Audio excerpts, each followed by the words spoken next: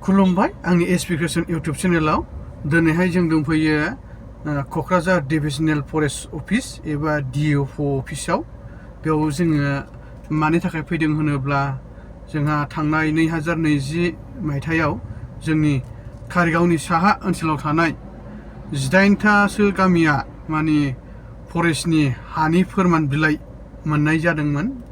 बे गावबागावनि पार्सनेल हाखौ गावबागावनि मुङाव जोङो फरेस्टनिफ्राय फोरमान बिलाइखौ मोननाय जादोंमोन। नाथाय गामिनि रायजोनि एबा फोथार मन्दिर गारजा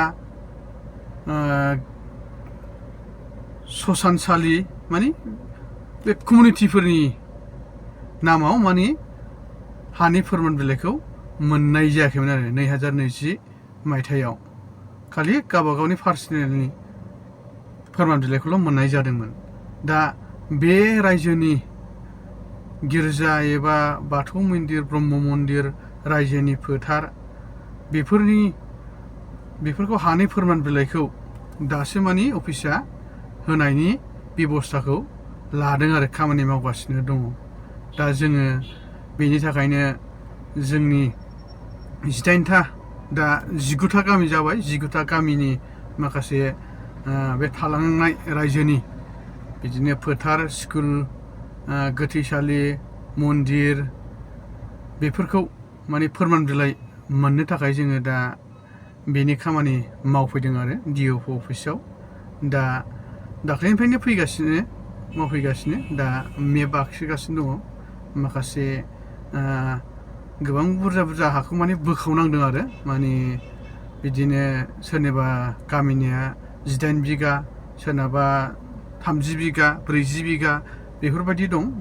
बेबायदिखौ माने बोखावफ्लेनांदों आरो 7 बिगा 5 बिगा बिदि होनानै बोखावनांदों। माने 8 बिगानि गोजौआव माने फोरमान बिलाइखौ मोना जाहैबाय। बेखौ बोखावनांदों आरो रायजोफोर।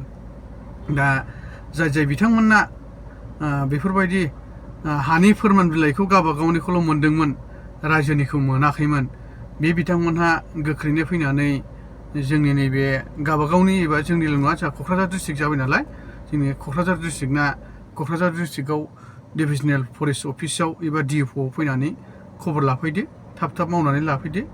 आरो बेजों लोगोसेनो गुबुन डिस्ट्रिक्टफोरना जेनेबा बाक्सा चिरां उदालगुरि बिदिनो बैसोर नोंथांमोनहाबो जाय बिथांमोनहा बिदिनो गावबागावनिखौल' मोनदोंमोन रायजोनि हाखौ फोरमान बिलाइ मोनथ'वाखैमोन।